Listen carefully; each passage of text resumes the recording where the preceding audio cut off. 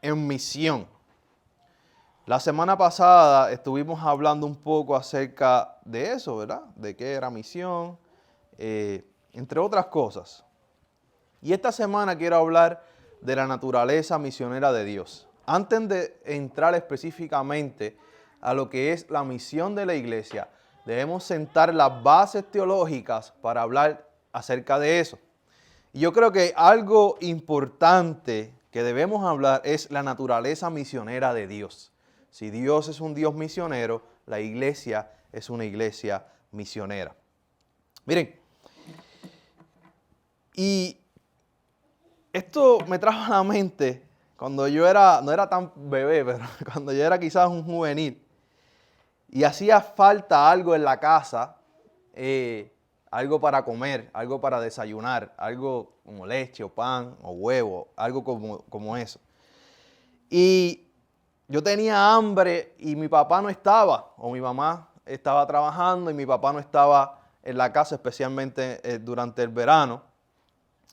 Yo llamaba a mi papá y le decía, mira, aquí falta algo para comer, tengo hambre, ¿qué hago? Mi papá, si estaba lejos de la casa, si estaba cerca traía comida, si estaba lejos me enviaba a la tienda. Yo agarraba mi bicicleta, iba a mi bicicleta, era como 2 calles atrás de mi casa, iba a la tienda. Y en la tienda mi papá me decía, le vas a decir al dueño de la tienda que Rey dijo que te diera todo lo que tú necesitabas, que yo lo pago después.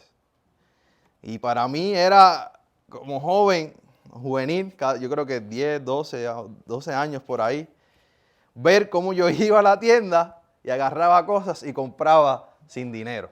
Solamente con decir, mi papá Rey me mandó aquí.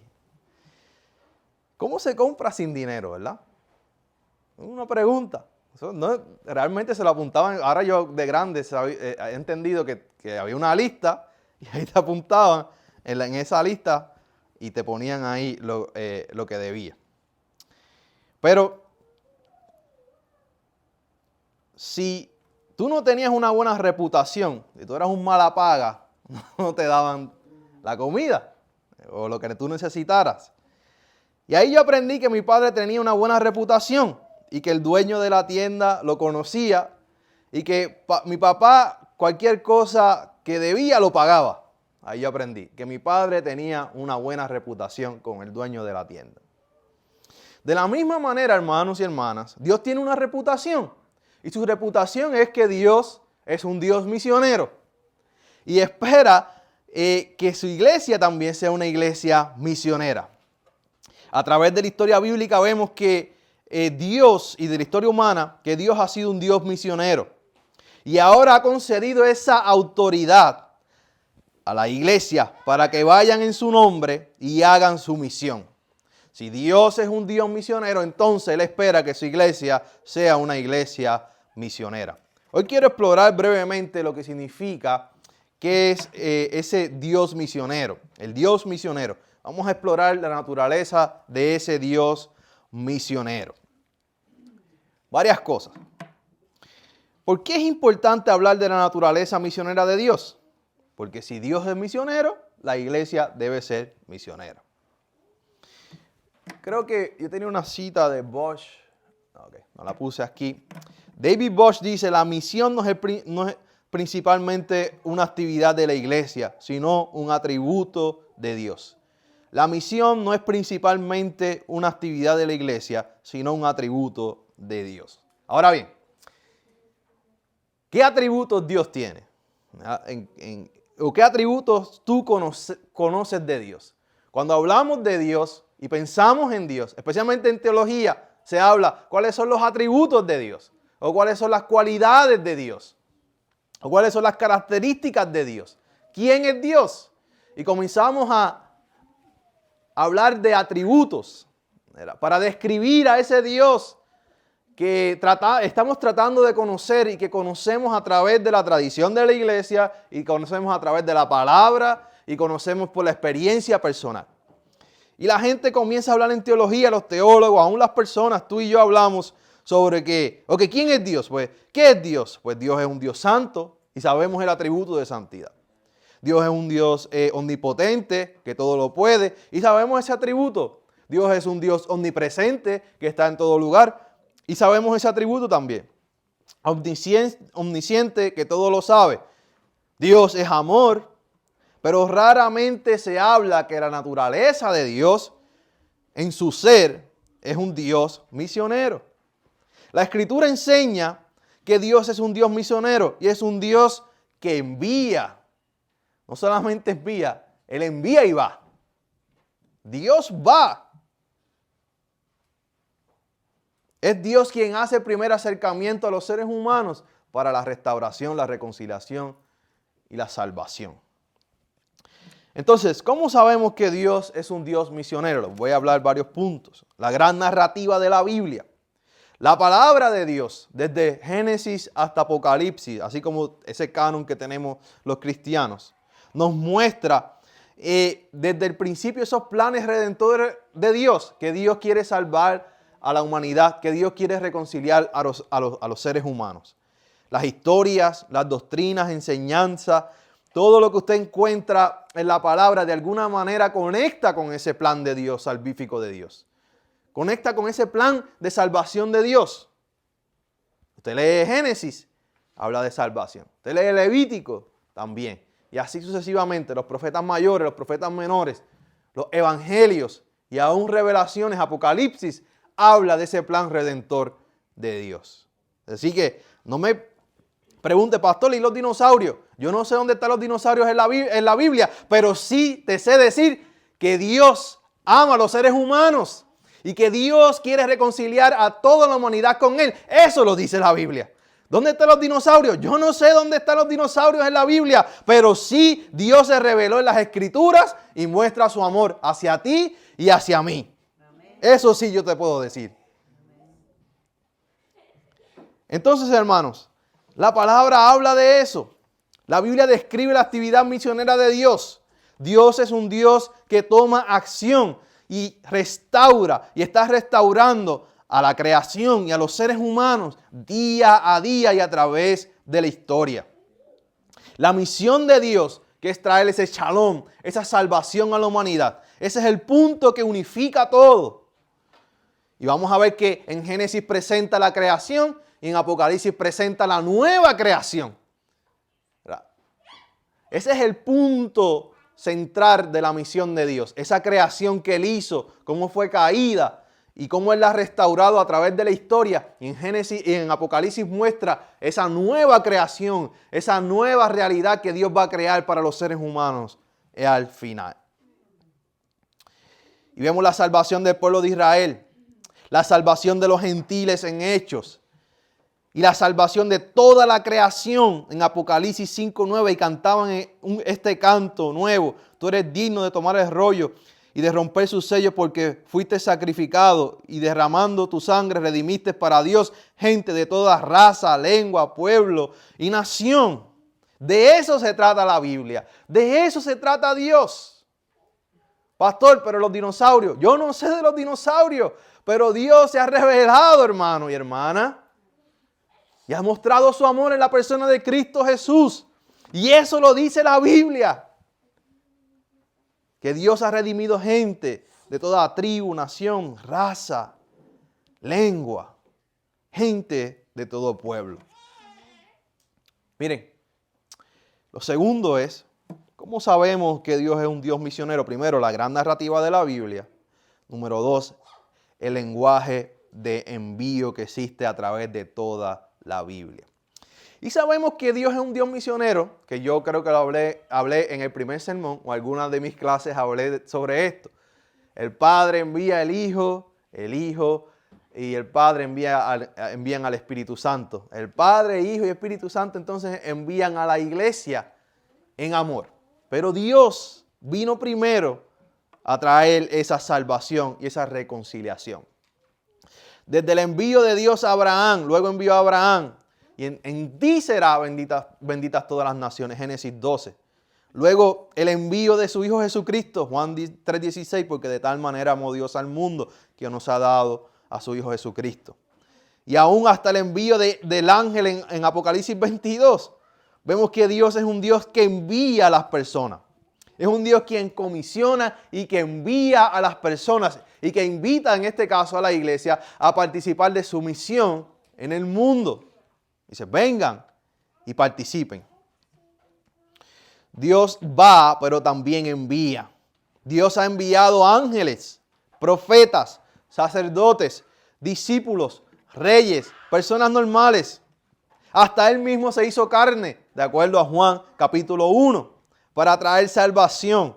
Así que hermanos, Dios es un Dios misionero y que ama a toda la humanidad y que ama a toda la creación. Dos ejemplos bíblicos de envío, como Dios envía a otras personas. El caso de Jonás. Él lo envió a la tierra de Nínive y Jonás no quería ir. Era el misionero que no quería ser misionero. Es la historia de Jonás. Y la historia no es acerca de Jonás, sino la historia es acerca del Dios de amor. Que casi a patadas está empujando a Jonás para traer salvación y restauración al pueblo de Nínive. En el Nuevo Testamento tenemos el caso de Pedro y Cornelio. Dios envía a Pedro, pero Pedro tenía muchos prejuicios. La salvación simplemente es para los judíos, pero Dios le dice, no, la salvación también es para los gentiles. Y también envía a Cornelio a traer esta salvación. Así que hermanos, por estas dos razones que yo le he presentado, sabemos que Dios es un Dios misionero y la Biblia lo revela de esa manera. Número 1, la gran narrativa de la Biblia. Y número 2, el lenguaje que existe en la Biblia de envío a través de toda la Biblia, desde Génesis hasta Apocalipsis, vemos que Dios está enviando a alguien para que traiga salvación. Ahora, si volvemos al pasaje de hoy, vemos que el Dios misionero envía. En este capítulo 6 de Isaías, Dios dice, Isaías 6:8 dice de la siguiente manera: después oí la voz del Señor que decía, ¿a quién enviaré? El lenguaje de envío, que la palabra enviar. ¿Quién irá por nosotros? Entonces respondí, heme aquí, envíame a mí. Este es el llamado del profeta de Isaías. El rey había muerto y el pueblo estaba en crisis. Y Dios sabía que necesitaba a alguien que lo representara y que fuera y predicara su palabra y diera palabra al pueblo en medio de la muerte, en medio de la crisis del pueblo, en medio de la muerte del rey. Dios necesitaba a alguien para traer palabra a ese pueblo. Y Dios se pregunta al Dios misionero, ¿a quién voy a enviar? ¿Quién nos va a representar? ¿Quién irá para cumplir nuestra misión? Y el profeta Isaías dijo, yo entiendo la misión, entiendo tu amor por el pueblo, heme aquí, envíame a mí, le dice el profeta. En esta mañana, al tú escuchar estas palabras de Isaías 6, ¿has entendido tú el amor de Dios por la humanidad? ¿Te atreves a decirle tú a Dios, heme aquí, envíame a mí? Una buena pregunta. Escucho silencio. Pastor, amén. Se supone que todo el mundo diga, amén, amén. Envíame a mí, que todo el mundo brinque. Eso es que lo están pensando.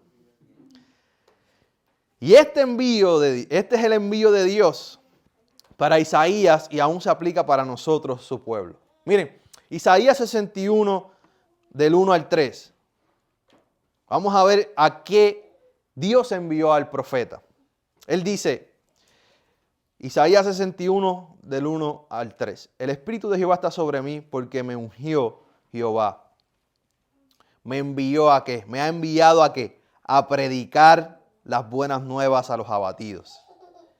Me ha enviado a vendar a los quebrantados de corazón. Me ha enviado a publicar libertad a los cautivos. Me ha enviado a hablarle y a los presos apertura de la cárcel. Me ha enviado a proclamar el año nuevo de la buena voluntad de Jehová. Me ha enviado para hablar acerca del día de la venganza de nuestro Dios. Me ha enviado a consolar a los enlutados. Así que este es el envío de Isaías, de Dios a Isaías y aún para nosotros la iglesia hoy. O sea, cuando Jesús en el Nuevo Testamento toma este mismo rollo de Isaías 61 y dice, el Espíritu de Dios está sobre mí y me ha enviado, ¿verdad?, a predicar las buenas nuevas a los abatidos, a los quebrantados de corazón, libertad a los cautivos, el año de la buena voluntad de Dios, a consolar a los enlutados. Así que el Espíritu de Dios nos ha dado a la iglesia esta misión para que participemos. Y nosotros en la iglesia somos responsables de seguir este ministerio de Jesús. Esta misión se le dio a Isaías. Y de Isaías Jesús dice, esta misión es mía. Y de Jesús le dice a la iglesia, esta misión ahora es tuya. Esta es tu misión. Esto es lo que debemos hacer como iglesia. Y esta es la misión de Dios para el mundo hoy. El Espíritu de Dios no es para brincar, saltar y solamente sentirlo cuando me siento triste. El Espíritu de Dios es para empoderar a la iglesia, para hacer la misión de Dios en el mundo.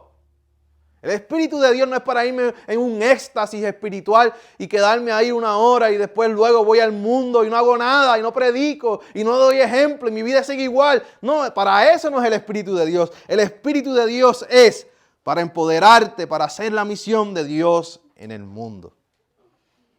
Y como consecuencia, vas a sentir que tu vida espiritual va a crecer, va a ser transformada y te vas a sentir bien. Pero el Espíritu de Dios no es simplemente para nosotros como iglesia. El Espíritu de Dios es para empoderarnos, para hacer la misión que Él nos ha dado, como iglesia y como individuo. ¿Están conmigo o se fueron? Ok. Miren. Aquí están los envíos.